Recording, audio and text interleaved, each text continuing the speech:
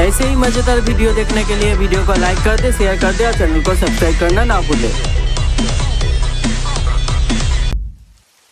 बरसात की एक शाम बख्शीगंज गांव के दो लोग भोलू की चाय की दुकान पर बैठे हैं। उनके चेहरों से साफ दिख रहा था कि वो लोग काफी उदास है आज। जहां ये सभी लोग मिलके भोलू की चाय 2-3 कप पी जाते हैं, वहां कोई आज 1 कप चाय तक नहीं पिया। हर कोई गांव की मौजूदा समस्याओं को लेकर बहुत विचलित है। इसी बीच गांव की वर्तमान हेडमास्टर कैलाश उपाध्याय भोलू की चाय की दुकान पर आ पहुंचे।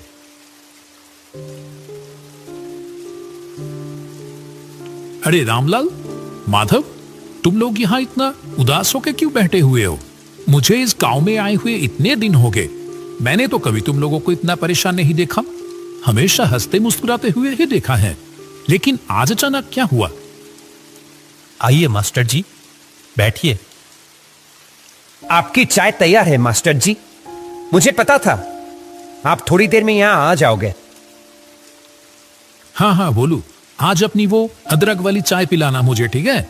बहुत देर से सर दर्द कर रहा है। और हाँ, तुम लोग बताए नहीं कि हुआ क्या है, इतने उदास क्यों हो?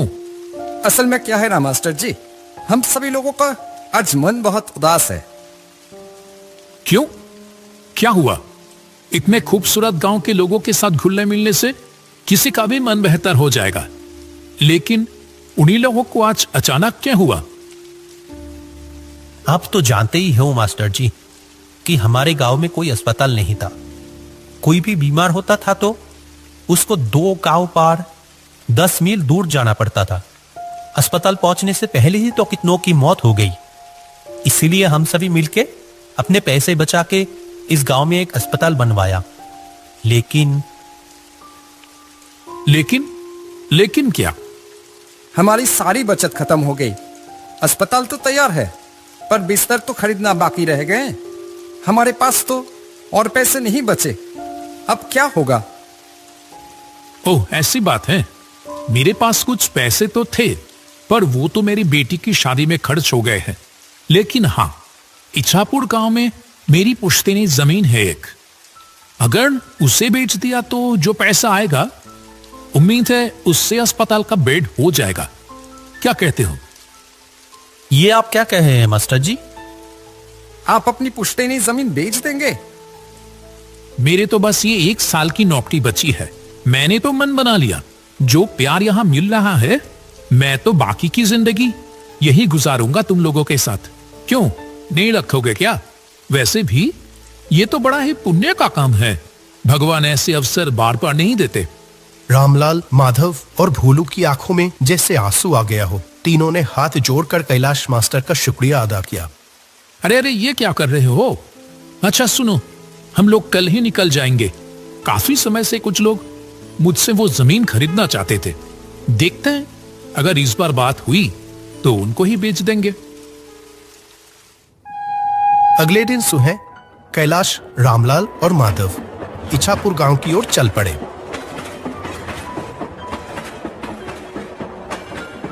जब वह ट्रेन में थे, बाहर बहुत जोर से बारिश हो रही थी।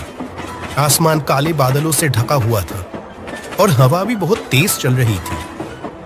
ये बारिश तो रुकने की नाम ही नहीं ले रही है। मैं भी तो वही सोच रहा हूं, इतनी बारिश में जाएंगे कैसे? वहां एक नदी भी तो पार करनी होगी। आपका गांव क्या स्टेशन से बहुत दूर है? स्टेशन में उतर के पहले हम लोगों को नदी के किनारे पहुंचना होगा, फिर वहां से नाव लेके नदी पार करके जाना होगा मेरा गांव। ऐसे ही बात करते करते समय बीतता चला गया। आखिरकार जब तीनों स्टेशन पर पहुंचे, वो शाम हो चुकी थी। सुनसान स्टेशन पर बस वो तीनों आके ही उतरे। अभी तो बारिश थोड़ी रुकी है, चलो देखते हैं जल्दी से नाव घाट पर पहुंच पाते ही या नहीं। वो तीनों स्टेशन से बाहर आ गए। आसपास कोई भी नजर नहीं आ रहा था। बारिश के कारण रात का अंधेरा अन्य दिनों के मुकाबले कुछ ज्यादा ही था। घने काले अंधेरे ने चारों ओर जैसे एक जादुई माहौल बना दिया था। वह स्टेशन के पास एक बरगद के पेड़ के नीचे आके रुके। यही पर रिक्शा मिलता था। आज तो एक भी रिक्शा नहीं दिखाई दे रहा। इतनी बारिश की मौसम में क्या ही मिलेगा। किसी ने तो उम्मीद भी नहीं की होगी कि इतनी बरसात की रात में भी कोई आखिरी ट्रेन से यहां आ भी सकता है। अब क्या किया जाए? चलो पैदल ही चलते हैं। मुझे तो कोई और रास्ता दिखाई ही नहीं दे रहा। मौसम भी तो कुछ ठीक नहीं लग रहा है। अगर फिर से बारिश आ गई तो? वो तीनों अंधेरे में ही आगे बढ़ने लगे। कुछ देर चलने के बाद दूर से एक वैन आने की आवाज आई। लगता है कोई वैन रिक्शा आ रहा है इधर ही। रुको रुको। कुछ ही देर में दूर से कच्चे रास्तों में एक वैन आती हुई दिखाई दी। कैलाश ने उस चालक को देखते ही पहचान गया। कहा, अरे रतन भैया, आपसे मिले हुए कितने महीने हो गए। वो आदमी कैलाश को थोड़ी देर देखा, फिर कहा, अरे कैलाश, कैसे हो? अपने घर जा रहे हो क्या? जी रतन भैया, मैं तो ठीक हूं। ये दोनों हैं रामलाल और माधव। मैं जिस गांव में अभी मास्टर हूं, ये दोनों उस गांव से ही है। हम सब तो अभी मेरे घर जा रहे थे। रतन भैया, आप हमें नदी के किनारे ले चलोगे क्या? तो आज रात की आखिरी नाव मिल जाती। रतन ने कहा, इस बरसात की रात में नाव मिलेगी? अच्छा चलो देखते हैं, बैठो। चलो रामलाल, चलो उठो। ये आखिरी मौका है। अगर ये निकल गया तो सारी रात यहीं रुक के बारिश में भीगना पड़ेगा। चलो चलो। सभी लोग वैन पे जाके बैठ गए। अंधेरे में ही वैन आगे बढ़ने लगी।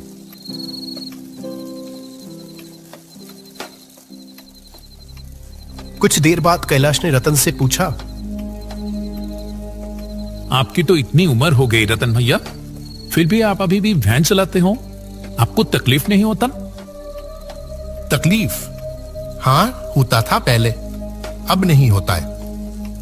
पहले होता था, अब नहीं होता है। इसका क्या मतलब है? वो कुछ नहीं।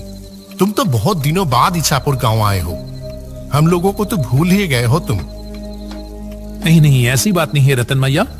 दरअसल काम के सिलसिले में मैं अभी जहां रहता हूं, वहां से आमतौर पे आना जाना हो नहीं पाता है। आज भी तो एक जरूरी काम से ही आया हूं।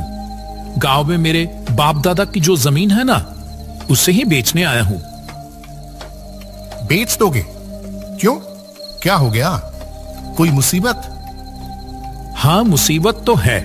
जिस गांव में मैं रहता हूं अभी, उस गांव के सभी लोगों ने अपने बचाए हुए पैसे से अस्पताल बनवा तो दिए हैं, लेकिन वो अस्पताल की बेड खरीदने की पैसे नहीं जुटा पा रहे हैं। इसीलिए मैंने सोचा कि अपनी पुश्तैनी जमीन बेचकर उनकी थोड़ी मदद कर दूं। वैसे भी वो जमीन तो कई सालों से खाली ही पड़ी है। क्या बात है कैलाश, तुम सचमुच इछापुर गांव का गर्व हो। अरे नहीं नहीं, ऐसी कोई बात नहीं। ये देखो ना, ये रामलाल, माधव, ये सभी भी किसी से कम है क्या? ऐसे ही बातचीत चलते चलते सभी लोग नदी के किनारे आ पहुंचे। जब वो तीनों नदी की ओर देखें, तब नदी बहुत तेज बह रही थी। जो नदी हर वक्त शांत रहती थी, वह आज बिल्कुल अलग दिख रही थी। नदी के किनारे कुछ नाव बंधी हुई थी, लेकिन चलाने वाला कोई भी दिखाई नहीं दिया। जो सोचा था वही हुआ। एक भी माझी घाट पर नहीं है। वैसे भी इतनी रात हो गई है और फिर बारिश। कोई क्यों ही रहेगा अभी? ये तो बड़ी मुसीबत हो गई मास्टर जी। आज रात बारिश में भीगकर ही गुजारना पड़ेगा लगता है। अब क्या होगा मास्टर जी? आसमान का हाल देखा आपने? लगता है बारिश फिर से आने वाली है। आसमान में काले बादल फिर से आना शुरू हो गए। नदी की ओर से हल्की हल्की ठंडी हवा भी चलनी शुरू हो गई। रतन भी उन लोगों के साथ वहीं खड़ा था। जब वो तीनों बात कर रहे थे, तभी उसने कहा, अगर आप लोग बुरा ना मानो तो मैं एक बात कहूं। आप ऐसे क्यों बोल रहे हो रतन भैया? बोलिए ना, क्या कहना चाहते हैं?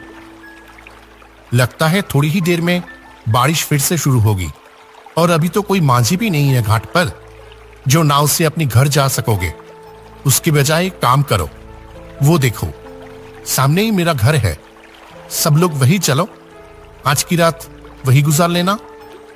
हाँ, सही कह रहे हो आप। इससे पहले भी तो कितनी बार आपकी गाड़ी में स्टेशन गया हूं आपको आपके घर से बुला के। क्यों रामलाल, माधव, और तो कोई रास्ता नहीं दिख रही है। आज की रात वही गुजार लें। रतन भैया आज हमारा कितना बड़ा उपकार किया है, क्या बताओ। हाँ, माधव ने सही कहा। हम रतन भैया के घर पे ही चलते हैं, नहीं तो इस बरसात की रात में बड़ी मुसीबत में पड़ जाएंगे। सभी लोग मिलके रतन की घर की ओर बढ़ने लगे। जैसे ही वो घर के अंदर घुसा, एक अजीब सी बदबू आने लगी अंदर से, मानो बहुत दिनों बाद कोई इस घर को खोल रहा हो। रतन भैया, घर के अंदर इतनी बदबू क्यों? ये फर्श भी कैसा भीगा भीगा सा लग रहा है। असल में ये घर तो आधी समय बंद ही पड़ा रहता है। मैं तो अपनी गाड़ी लेकर बाहर ही रहता हूं और पानी शायद खिड़की से अंदर आया होगा। कमरे की कोने में एक टूटी खुली हुई खिड़की से हल्की सी रोशनी आ रही थी। घर में खाना तो कुछ नहीं है। मैं तो आप लोगों के लिए खाने का इंतजाम ही नहीं कर पाया। आप उसकी चिंता मत करो। इतनी खराब मौसम में रात को रहने के लिए जगह मिल गई, इससे ज्यादा और क्या चाहिए। अगर आप नहीं होते तो आज रात हम लोग कैसे बिताते, भगवान ही जाने। अरे ऐसी कोई बात नहीं है, ठीक है, आप लोग सो जाओ। और आप कहां रहोगे? मैं बाहर सो जाऊंगा, कोई परेशानी नहीं होगी। क्यों, आप हम लोगों के साथ सो जाओ ना।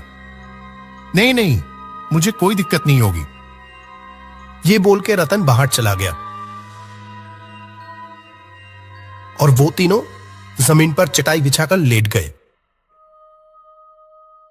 तब गहरी रात, अचानक कैलाश की नींद खुल गई।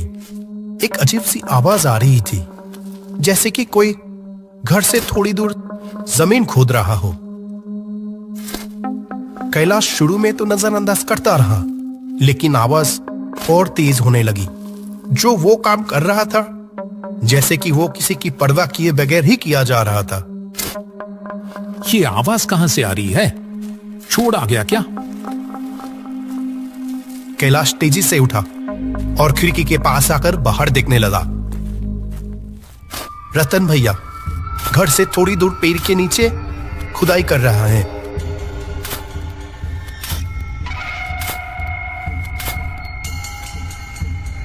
माधव, रामलाल, उठो, जल्दी उठो। मुझे यहां कुछ ठीक नहीं लग रहा है। रामलाल और माधव दोनों नींद से जाग गए। कैलाश ने दोनों को खिड़की के पास बुलाया। अरे, रतन भैया कहां गया? अभी तो यहीं पर थे।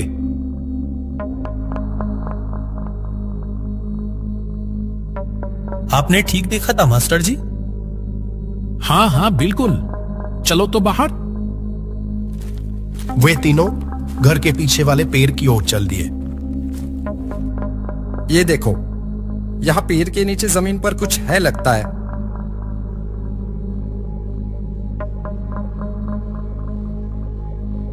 मैंने रतन भैया को यही देखा था। लगता है मानो जैसे कि वो चाह रहे थे कि मैं नींद से उठकर ये देखूं। देख तो रामलाल, क्या है वहां?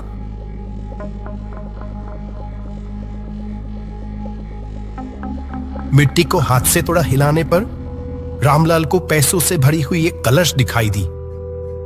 अरे, इसके अंदर तो बहुत सारे पैसे हैं। सच में? लेकिन ये है किसके?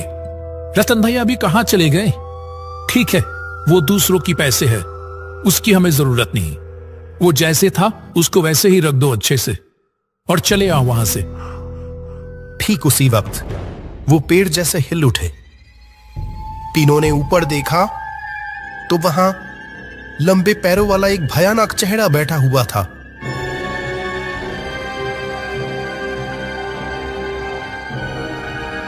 डरो मत कैलाश, मैं रतन हूं। मैं यही देखना चाहता था कि क्या तुम समय के साथ लालची तो नहीं हो गए हो। तुम सच में गांव का गढ़ हो कैलाश। तुम चाहते तो ये पैसे आसानी से ले सकते थे, और मैं अकेला बूढ़ा आदमी तुम तीनों के सामने तो टिक भी नहीं पाता। जहां तुम्हें पैसों की इतनी जरूरत है और यहां इतने सारे पैसे हैं। लेकिन आप?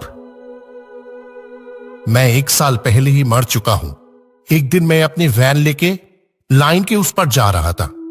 ऐसे में एक ट्रेन आके, छोड़ो उस बात को, मैं मर तो चुका हूं, लेकिन मेरे बचाए हुए पैसों की वजह से मुझे मुक्ति नहीं मिल रही थी। मैं किसी सच्चे इंसान की तलाश में था। आज मुझे वो मिल गया। आप लोगों से बात करके ही मैं समझ गया था कि आप लोग सच्चे इंसान हैं। मैं थोड़ा जांच लिया बस। ये पैसे ले जाओ और अस्पताल के लिए लगा दो। तुम्हें अपना पुश्तैनी जमीन बेचने की कोई जरूरत नहीं है कैलाश। यहां जो पैसे हैं उससे अस्पताल का काम पूरा हो जाएगा। रतन भैया, अब मुझे मुक्ति मिलेगी। आप सब लोग अच्छे से रहना। ये कहते हुए रतन का भयानक चेहरा हवा में गायब हो जाता है। वो तीनों बस पैसों से भरे हुए कलश को देखते रह गए। बारिश की रात एक भूतिया घर में बिताए हुए वो पल उन लोगों के मन में पूरी तरह से कैद होके रह गया।